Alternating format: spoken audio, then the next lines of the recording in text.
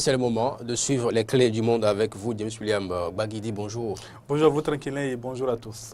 Éthiopie, un nouveau Premier ministre pour un improbable renouveau. C'est le thème que vous nous proposez dans cette rubrique de Matin d'Éden. Contestation sociale, difficultés économiques, crise politique. Quand le Premier ministre éthiopien démissionne dans ces circonstances, le 14 février dernier, le pays est perçu comme étant au bord du précipice. Ce 2 avril, pourtant, un nouveau Premier ministre a été investi avec pour défi majeur de sortie le pays de la situation qui prévaut. Issu de l'ethnie Oromo, j'espère que je prononce très bien, la plus contestataire, Abiy Ahmed, aura la lourde responsabilité de réconcilier les Éthiopiens, de remettre le pays en marche. Première question, d'abord, comment expliquer la démission du désormais ex-premier ministre Haïlé Mariam Dessal en février dernier. Oui, il a annoncé cette démission le 14 février, jour de la Saint-Valentin, pendant que les uns et les autres, comme on dit, étaient en train de s'amouracher. Haïlé Mariam Dessal a prononcé donc un discours pour annoncer qu'il quittait ses fonctions de Premier ministre et qu'il exercerait les tâches courantes jusqu'à ce qu'un nouveau Premier ministre soit choisi par la coalition au pouvoir. Et quand on a appris cette nouvelle, c'est dans les circonstances que vous avez déjà expliquées. Une crise politique était en cours depuis pratiquement 3 ans maintenant. Les membres de l'ethnie Oromo manifestent régulièrement leur mécontentement vis-à-vis du gouvernement. Vous vous souviendrez peut-être de cet athlète éthiopien qui, à l'issue d'une victoire aux Jeux olympiques, a fait le signe de contestation de l'ethnie Oromo qui est le point croisé de cette manière-là au-dessus de la tête. Et cette contestation qui était en cours mettait vraiment le pays mal à l'aise. Et à partir de ce moment, il était question de donner un coup de fouet à la situation pour changer un peu ce qui se passe en Éthiopie. Et donc, Haïlé Mariam Dessal démissionne et il annonce que c'est désormais à la coalition de choisir le nouveau Premier ministre. Et bien entendu, ce n'est pas une exception que le Premier ministre Dessal était en train d'instaurer de cette manière-là. C'est bien la coalition au pouvoir qui a le droit de choisir son Premier ministre. Ce qui va se passer, donc, c'est qu'il y aura plusieurs candidats, dont celui qui a été élu, Abiy Ahmed, qui sera donc choisi comme Premier ministre. Quand Haïlé Mariam Dessal démissionne, c'est surtout parce que le pays se trouve dans cette situation économique, mais aussi parce que désormais, il n'a plus véritablement les moyens de mener à bien la politique qu'il entend mener jusqu'au bout. Parce que quelques semaines plus tôt, il a décidé de gracier un certain nombre de dignitaires de l'opposition, même pas seulement de dignitaires, mais des membres de l'opposition. Plus de 900 personnes ont été graciées et ont été libérées des prisons. Cela va engendrer une forte contestation au sein de la coalition même, parce que certains estiment que ces opposants-là n'avaient pas droit à cette liberté acquise offerte par Haïlé Mariam Dessal. Sa propre autorité a été effritée au sein de la coalition et il a estimé que pour donner un coup de pouce au redressement du pays, il valait mieux pour lui ne pas rester à faire, comme je vais dire, l'hypocrite à la tête de l'État. Il n'avait plus les moyens de gérer, il a décidé de partir. Qui est le nouveau Premier ministre Abiy Ahmed et pourquoi le choix de la coalition pouvoir a-t-il porté sur lui? Alors, Abiy Ahmed est un membre de l'ethnie Oromo. Il est de père musulman et de mère chrétienne orthodoxe. Vous savez que la religion orthodoxe est la religion la plus pratiquée en Éthiopie, héritage de l'époque où les Juifs avaient massivement migré en Éthiopie, en tout cas des chrétiens orthodoxes avaient massivement migré en Éthiopie.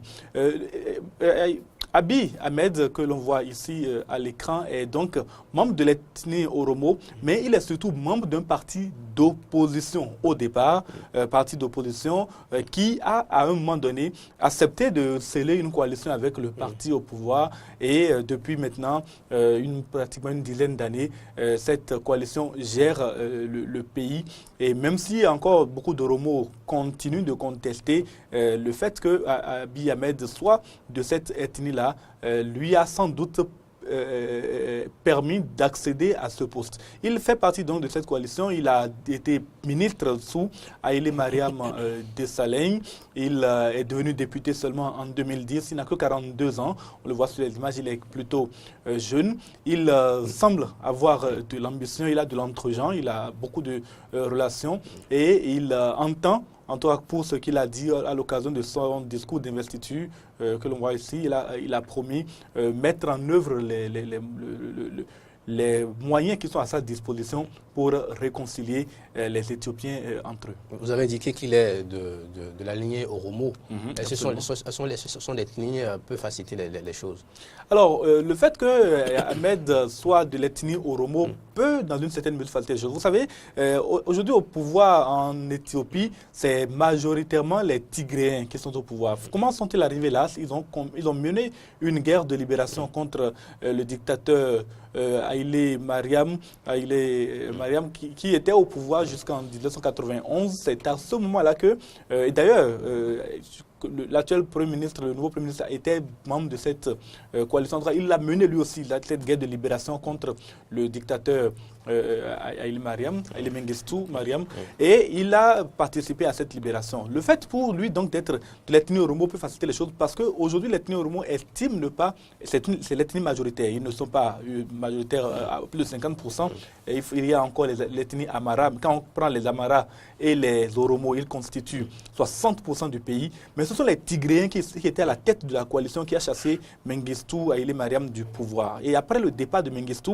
les Tigréens se sont bien entendu distribuer les meilleures responsabilités, les meilleurs postes de responsabilité à la tête de l'État.